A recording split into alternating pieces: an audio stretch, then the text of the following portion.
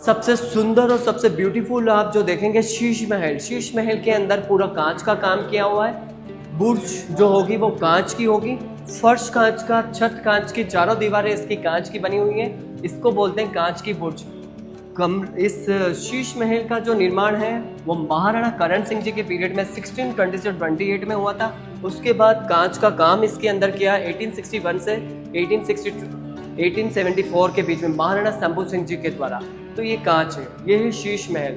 सिर्फ और सिर्फ एक कैंडल जलता था। एक कैंडल जब जलेगा 1000 कांच के टुकड़ों में 1000 मोमबत्तियां हो जाती थी। तो ये पूरा लाइट से जगमग जगमग करेगा। तो ये है शीश महल। लेडीज होते थे वो देखा करते थे राजकुमार का राजा बनते हुए। ये लकड़ियों के पर्दे हैं जो आज भी लगे हुए हैं। ये ऐसे बंद होता है और ये ऐसे खुलता है। इससे पूरा आपको राज्य आंगन दिखता है। तो ये लकड़ियों के पर्दे बनते थे, वुडन स्लाइड्स। उसके बाद आप चलेंगे दिल खुशहाल का परछना। दिल खुशहाल के परछना के अंदर पेंटिंग्स लगी हुई बहुत सुंदर तरीके से सजाई गई है। पेंटिंग्स के अंदर आप देखते हैं महाराणा जो हरि सिंह जी थे वो जगमंदिर आइलैंड में अपने क्वीन के साथ में गए थे और वो विंटर्स टाइम में टाइम स्पेंड करने के लिए, मतलब सर्दियों के मौसम में जब जाते थे। किंग और क्वीन जैसे इस पेंटिंग में आप यहाँ पर देख रहे हैं, यहाँ चलते हैं। किंग और क्वीन यहाँ चल रहे हैं, किंग और क्वीन यहाँ पर बैठे हुए हैं। किंग और क्वीन आमने सामने बैठ करके बातचीत कर रहे हैं। किंग और क्वीन यहाँ से निकल पड़े हैं और किंग और क्वीन गार्डन में विजिट कर रहे हैं। ये जगमंदिर के अंदर बहुत गार्डन भी बना हुआ है, यहाँ पर भी बैठ करके। और ये मगरमच्छ भी आपको दिखाया गया इस पेंटिंग के अंदर, क्योंकि प्रोटेक्शंस बहुत ज़रूरी होता था। पूरे राज परिवार की रक्षा करते थे ये प्रोटेक्शंस। कोई शत्रु हो, कोई दुश्मन हो, वो पानी के सहारे पार नहीं कर पाए पैलेस को, इसलिए ये मगरमच्छ का प्रोटेक्शन रखा जाता था। यहाँ पर जो आप देख रहे हैं ये है चित्राम की बुर्ज। चित्राम की बुर्ज मतलब दो शब्दों को मिलकर के बनाया गया चित्राम की बुर्ज। चित्र मतलब पेंटिंग और बुर्ज मतलब डोम के भाग को बोलते हैं। डोम के ऊपरी भाग पर आप देख रहे हैं सुंदर से कमल के फूलों की डिजाइन को उकेरा हुआ है। बहुत सुंदर सुंदर कमल के फूल खिलते हैं, ऐसा लगता है जैसे पिछोला में कमल खिलता है। उसके बाद जो आप चारों तरफ आप देख रहे हैं चारों शक्तियां बनी हुई हैं। सबसे फर्स्ट होंगे शिव और पार्वती जी की पेंटिंग इस पर बनी हुई है। फिर उधर आप देखेंगे दुर्गा माता, इधर दुर्गा माता का पेंटिंग बहुत सुंदर बनाया गया है। इधर भगवान विष्णु और लक्ष्मी जी का पेंटिंग बना है। और उस कोने में जो आप देखेंगे ब्रह्मा और सरस्वती जी का पेंटिंग बना। उसके बाद ये जो पेंटिंग्स आप देख रहे हैं ये राजा महाराणाओं के लाइफ की। पुराने समय में कैमरे और मोबाइल नहीं होते थे तो इस तरह से पेंटिंग्स बनवाई जाती थी। पेंटिंग्स का नाम है फ्रेस्को पेंटिंग, जो वॉल पर यूज़ किए जाते हैं। कलर्स जो होते हैं वो गोल्ड और सिल्वर और कॉपर मेटल्स यूज़ करके कलर्स का यूज़ किया जाता था। और कुछ नेचुरल कलर्स, कुछ जैसे फर्स्ट पेंटिंग जो आप देखते हैं महाराणा बीच में बैठे हैं और रानियां उनकी सेवा करती है, उसमें भी आप देख रहे हैं सेवा करते हैं। जगदीश मंदिर गए थे जब अपनी रानियों के साथ में, एकलिंग जी जब गए थे तब उनकी रानियों के साथ में, और द्वारिकाधीश के मंदिर जब गए थे। उसके बाद जो आप देख रहे हैं 16 क्वीन 16 विंडो में ऊपर बैठे हुए हैं और वो घूमर डांस करते हुए डांसर्स को देखते हुए। इस पेंटिंग में भी होली फेस्टिवल राजा और रानी खेलते हुए दिखाया गया। इसमें दीपावली मनाते हैं। इसके अंदर पोलो गेम खेलते हैं, एलिफेंट पोलो। और इसमें समर पैलेस था, समर में जाते थे किंग और क्वीन। और ये विंटर पैलेस का पेंटिंग है जो आप देख रहे हैं। और यहाँ पर जो आप देख रहे हैं पोलो खेलते हुए दिखाया गया। ये पूरी पेंटिंग के अंदर पोलो गेम्स। और ये एक कांच लगा हुआ है जो सीसीटीवी का काम करता था पहले। सीसीटीवी मिरर यहीं से देख लेते थे कौन जा रहा है कौन आ रहा है। तो ये है कांच। ऊपर आई बाहर जो आपने देखा था मर्दाना महल के सबसे खास था पेंटिंग जो शिव प्रसन्न अमर विलास। बाड़ी महल के अंदर ये पिलर्स बने हुए थे, यहाँ पर महाराणा बैठे होते और ये होली फेस्टिवल सेलिब्रेट करते हुए दिखाया गया है इसके अंदर। सॉरी, यहाँ पर जो आप देखेंगे ये है सज्जन वाणी विलास। महाराणा सज्जन सिंह 1874 से 1884 में इनका पीरियड हुआ करता था।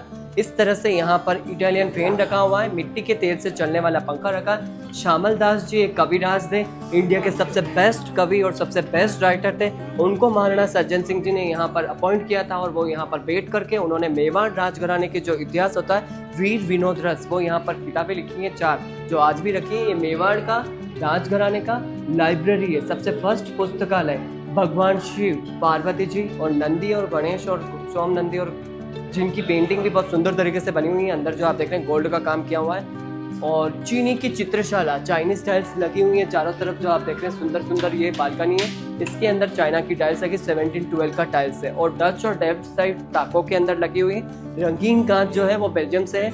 राजस्थान को बोलते हैं रंगीन और राजस्थान। आसमानी जोधपुर, लाल धौलपुर, हरा माउंट आबू, पीला बीकानेर, पिंक जयपुर, सुनहरा जैसलमेर, और यहाँ ये व्हाइट में ना उदयपुर, पूरा व्हाइट सिटी उदयपुर।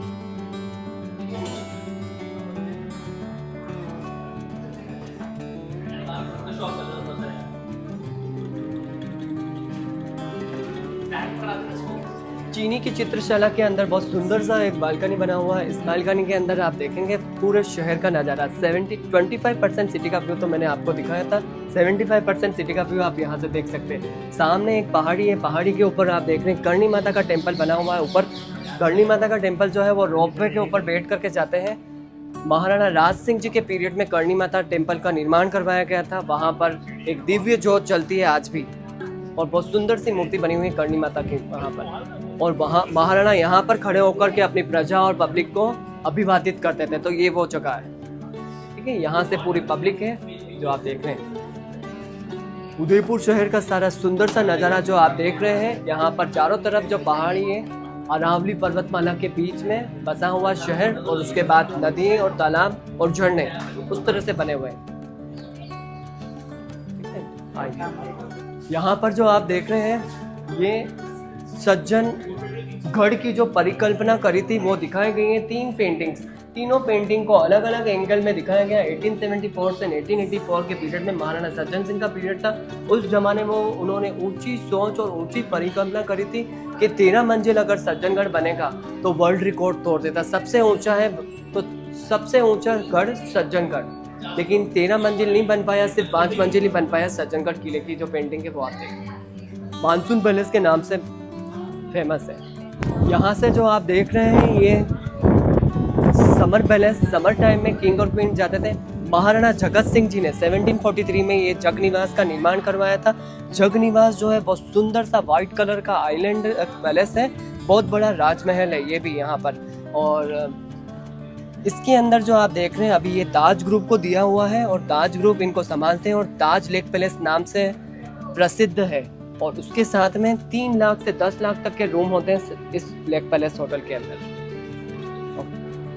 मोती महल, मोती महल जो आप देख रहे हैं महाराणा करण सिंह जी ने बनवाया था, ये भी 1676 में। और मोती महल के अंदर जो आप देख रहे हैं बहुत सुंदर सुंदर कलरफुल मिरर लगे हुए हैं, कांच लगे हुए हैं। यहाँ से महारानी साहब जो होते थे वो रंगीन कांच से बाहर की साइड होने वाले इवेंट, फेस्टिवल, फंक्शन देखा करते थे।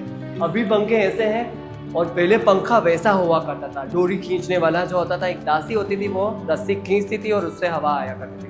यहाँ पर जो आप देख रहे हैं ये आइवरी डोर है, ये हाथी दांत का दरवाजा है। आज भी यहाँ पर रखा है हाथी दांत का दरवाजा, इसको सजा करके बताते हैं आपको ये। और ये महारानी साहब का झूला है, ये जो आप देख रहे हैं। उसके बाद आपको महाराणा साहब की ट्रेडिशनल सीट बताते हैं। महाराणाओं की पारंपरिक बैठक ऐसी हुआ करती थी, और यहाँ पर महाराणा साहब बैठा करते थे। ट्रेडिशनल गद्दी और मोड़ा सजाया हुआ है, अभी इसको चेंज किया है। कलर्स और पूरा जो आप देख रहे हैं ये सेम कलर, सेम पेंटिंग और सेम डिजाइन में करा हुआ, सेम है ना।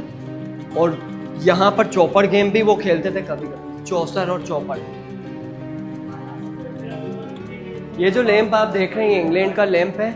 इंग्लैंड का जो लैंप देख रहे हैं आप, इंग्लैंड कंट्री से आया था, और ये चौपड़ का इस डिज़ाइन बनाया गया है। यहाँ पर सामने जो एक कुर्सी रखी है उस पर बहुत सुंदर से डिज़ाइन बनाई गई, कांच का काम किया हुआ कुर्सी के ऊपर, और छोटे छोटे हाथी दांत की डिज़ाइन में बनाया हुआ है। 16 क्वीन की 16 विंडो, यहाँ से आइए आप। 16 रानी की 16 खिड़कियाँ, 16 क्वीन 16 विंडो है यहाँ पर। 16 ही रानियाँ यहाँ पर खड़ी होती थी और सूर्य देव को अर्घ देती थी सबसे फर्स्ट। सनराइज के समय ये सूर्य दर्शन यहाँ से होता है सबसे फर्स्ट।